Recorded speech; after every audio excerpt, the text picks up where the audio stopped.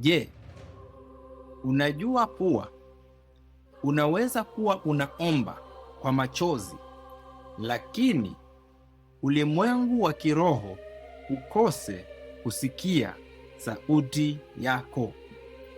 Siri si kiwango cha maombi unachoomba, bali ni nani ambaye anakuwakilisha katika kiti cha enzi.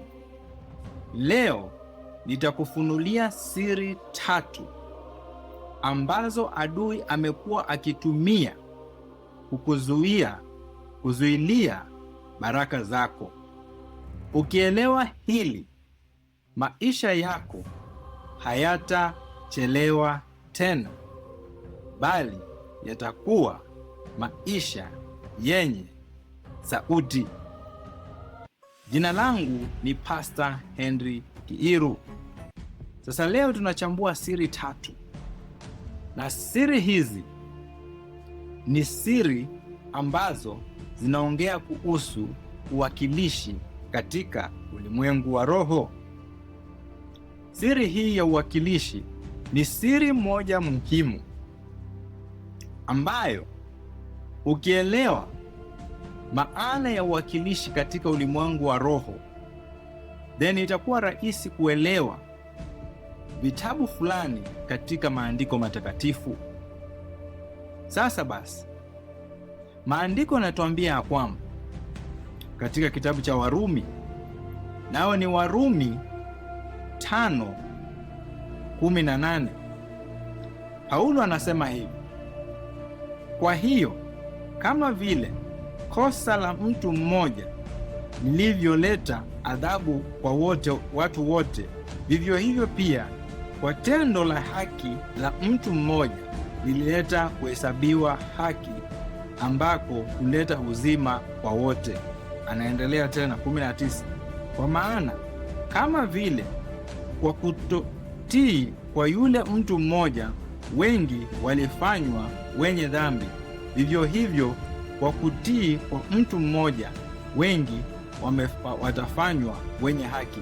Sasa Paulo anatuonyesha hapa umuhimu wa uwakilishi katika jamii. Mwakilishi wa kizazi wa familia anakuanga baba. Mwakilishi wa nchi anakuanga mfalme ama rais. Mwakilishi wa mwanadamu alikuwa Adam. Actually, mwakilishi wa mwanadamu ni Adam. Sasa ulimwengu wa kiroho unafanya kazi kupitia sheria, haufanyi kazi kupitia hisia. Na kulingana na ulimwengu wa kiroho, maana ulimwengu wa kiroho is a legal realm. Katika ulimwengu wa kiroho kuna vitu 3 unafaa kufahamu. Jambo la kwanza, Mungu ni jaji. Jambo la pili, Shetani ni mshtaka. Jambo la 3, Yesu ni wakili ama advocate. Sasa huyu mshtaka wetu, kazi yake ni kutafuta makosa ambayo yalifanyika na mababu zetu, ikiwa kama vizazi mababu wetu, kama babu yako aliwahi ingia katika agano lolote la damu ama agano lolote la giza. Sasa adui huyu mshtaka, kazi yake ni kutafuta makosa fulani. Akikosa makosa kutoka kwa mababu zako, anakuja na kutafutia makosa wewe mwenyewe, ili aweze kuyaleta katika mahakama ya mbinguni. Sasa katika mahakama ya mbinguni tuko na mwakilishi, tuko na advocate, na advocate wetu ni Yesu Kristo. Sasa kitu ambacho kinatumika kumshinda mpinzani wetu ni evidence, na evidence hii ni damu na alama za misumari. Bwana Yesu asifiwe. Sasa kama vile Adam alivyokuwa mwakilishi wa kizazi cha wanadamu, ndivyo hivyo Adamu wa pili, mtu wa pili ambaye ni Yesu Kristo, anawakilisha wale ambao wamempokea yeye kupitia, wamemkubalia kupitia kazi yake. Sasa siri ya kwanza ni siri ya uwakilishi ama siri ya DNA.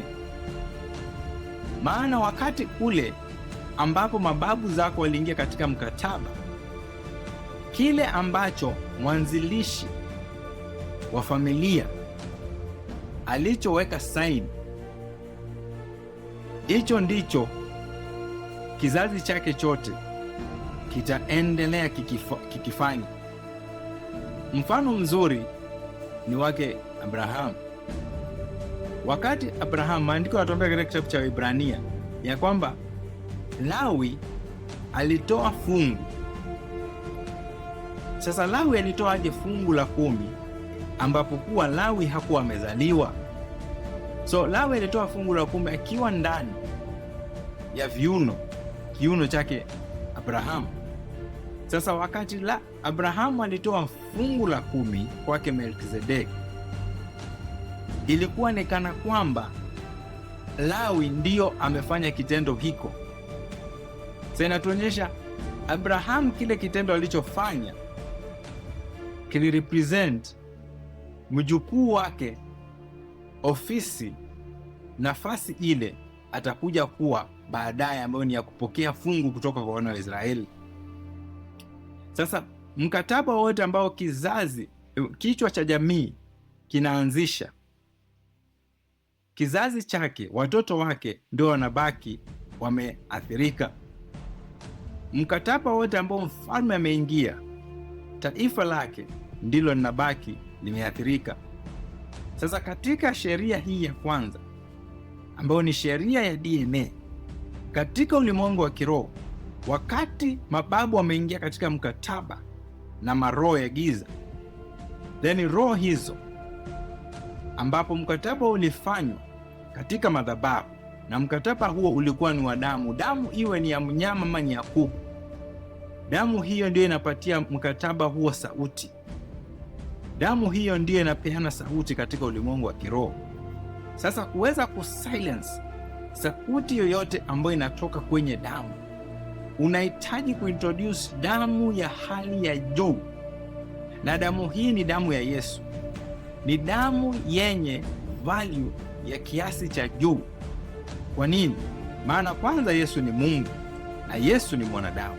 Sasa damu yake mpaka wa leo inanena mema, na damu hii ndiyo damu pekee ambayo iliingia patakatifu mara moja, mpaka wa leo inanena. Bwana Yesu asifiwe. Sasa siri ya pili ni siri ya kimya. Katika ulimwengu wa roho, kunyamaza kwako wakati mambo fulani yanafanyika ni sawa na kukubaliana na mambo hayo. So silence is not an excuse.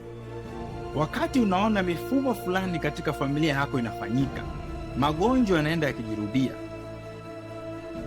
talaka, divorce inaenda ikijirudia, umaskini, kuna vitu fulani ambavyo vinajirudia. Okay, kuna vitu ambavyo vinatokea naturally na vinaenda, lakini wakati unapoona mambo fulani yanashinda kijirudia, ni kama mfumo, patterns, and then wewe kama mtoto wa Mungu umenyamaza, katika ulimwengu wa kiroho unakubaliana na kile ambacho adui anakifanya. Sasa kitu unafaa kufanya, mtoto wa Mungu, ni kusimama. You rise above the situation, na unaongelesha, you command that situation. Unaambia hauna mamlaka kuwa mahali hapa, wewe ugonjwa. Maandiko yanasema kwa kupigwa kwake tumepokea uponyaji.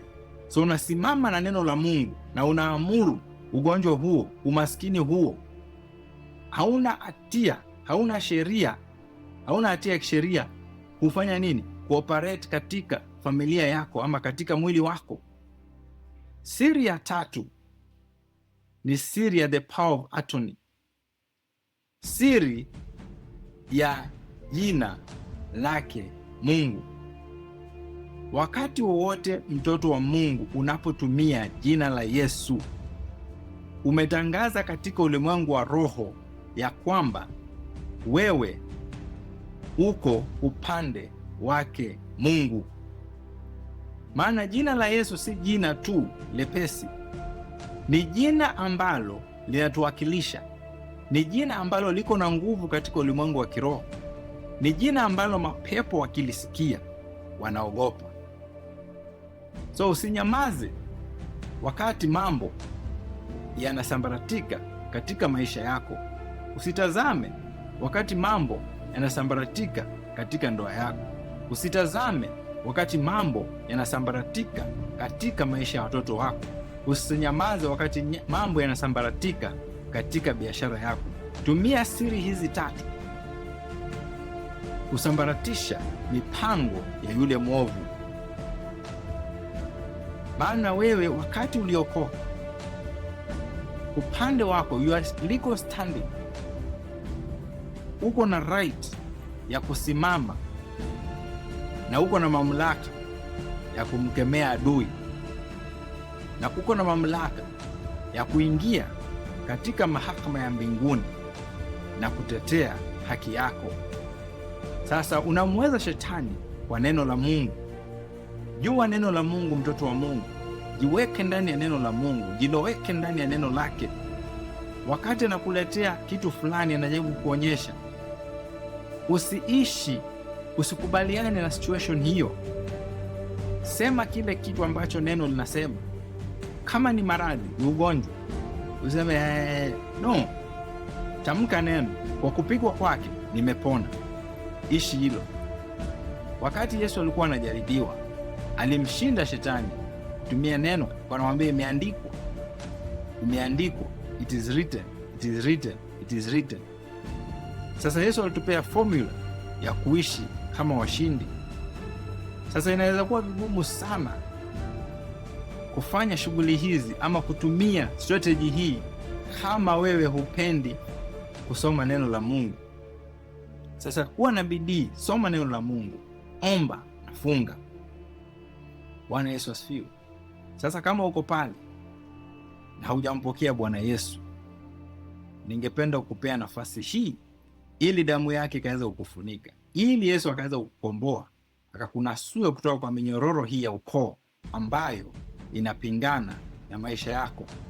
Sasa rudia nyuma yangu, sema: Bwana Yesu, mimi ni mwenye dhambi, naja mbele zako, nisamehe leo dhambi zangu zote na makosa.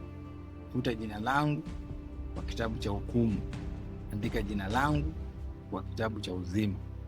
Nimekupokea Yesu uwe Bwana na mkombozi wa maisha yangu kuanzia leo na hata milele. Amen, amen, amen. Na kama ujumbe huu umekufungua macho, then usisahau kushare na ndugu ambaye ungependa na yeye aweze kufunguliwa macho, aweze kufaidika kupitia ujumbe huu. Na pia unaweza kusubscribe in our YouTube channel. Pia bonyeza the like button na tuma ujumbe ukisema ya kwamba siri hii imenifungua macho na maisha yangu hayawezi tena baki the same. God bless you and see you next time, and shalom.